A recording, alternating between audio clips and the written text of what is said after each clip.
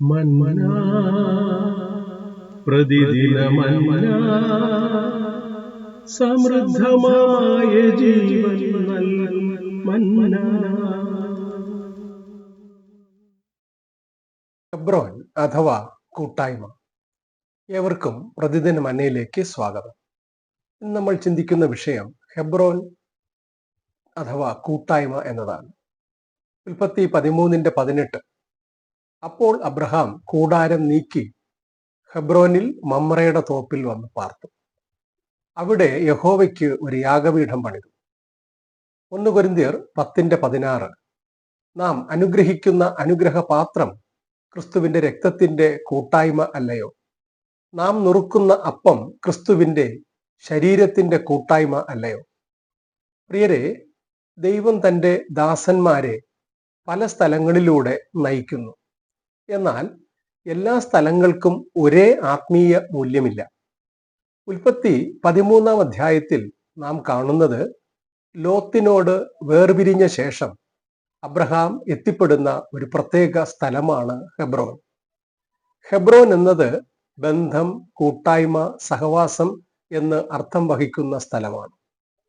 ദൈവം തൻ്റെ തിരഞ്ഞെടുത്ത ദാസനെ കൂട്ടായ്മയുടെ സ്ഥലത്തിലേക്ക് കൊണ്ടുവരുന്നു. 1. ഹെബ്രോൻ വേർപാടിന് ശേഷമുള്ള സ്ഥലം.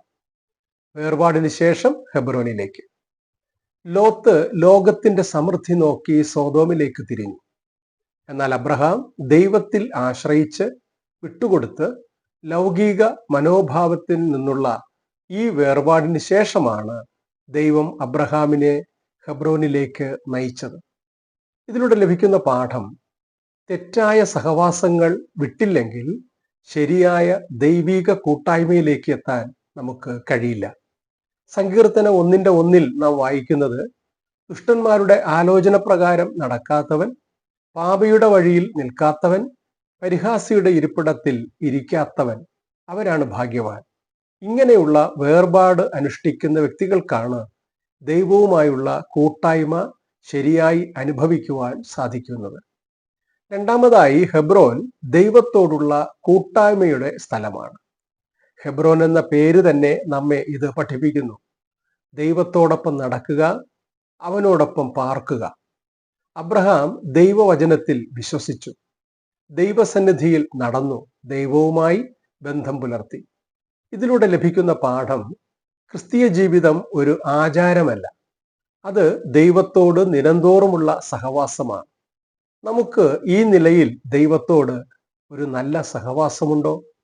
മൂന്നാമതായി, ഹെബ്രോൻ യാഗപീഠം പണിത സ്ഥലമാണ്. ഉൽപ്പത്തി 13:18 നാം വായിക്കുന്നത്, അവിടെ യഹോവയ്ക്ക് ഒരു യാഗപീഠം പണിതു. യാഗപീഠം എന്തിനെ സൂചിപ്പിക്കുന്നു? ആരാധന, സമർപ്പണം, നന്ദി, കൂട്ടായ്മ എന്നിവയെ സൂചിപ്പിക്കുന്നു. കൂട്ടായ്മ എന്ന ഹെബ്രോൻ ഉള്ളിടത്ത് ആരാധന സ്വാഭാവികമായി ഉണ്ടാകുന്നു. ആരാധന ഇല്ലെങ്കിൽ കൂട്ടായ്മ ദുർബലമായിരിക്കും. ഇതിലൂടെ ലഭിക്കുന്ന പാഠം, നമ്മുടെ വീടുകളിലും നമ്മുടെ ഹൃദയങ്ങളിലും യാഗപീഠം എന്ന കൂട്ടായ്മ ഉണ്ടോ എന്ന് പരിശോധിക്കേണ്ടത് ആവശ്യമാണ്. നാലാമതായി, ഹെബ്രോൻ സ്ഥിരതയും ആത്മീയ വളർച്ചയുമുള്ള സ്ഥലമാണ്. വചനത്തിൽ നാം കാണുന്നത്, അബ്രഹാം അവിടെ പാർത്തു.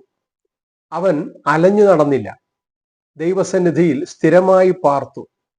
പിന്നീട് ഹെബ്രോൻ പിതാക്കന്മാരുടെ നഗരമായി. ദാവീദ് രാജാവായത് ഈ ഹെബ്രോനിലാണ്. ഇതിലൂടെ ലഭിക്കുന്ന പാഠം, സഹവാസത്തിൽ നിലകൊള്ളുന്നവരെ ദൈവം ഉയർത്തുന്നു, നിലനിർത്തുന്നു എന്നാണ്. ഇന്ന് നാം എവിടെയാണ് പാർക്കുന്നത്? പ്രിയപ്പെട്ടവരെ, ഹെബ്രോൻ എന്ന പേരിന്റെ മൂലഭാഷയിലുള്ള അർത്ഥം കൂട്ടായ്മ എന്നാണ്.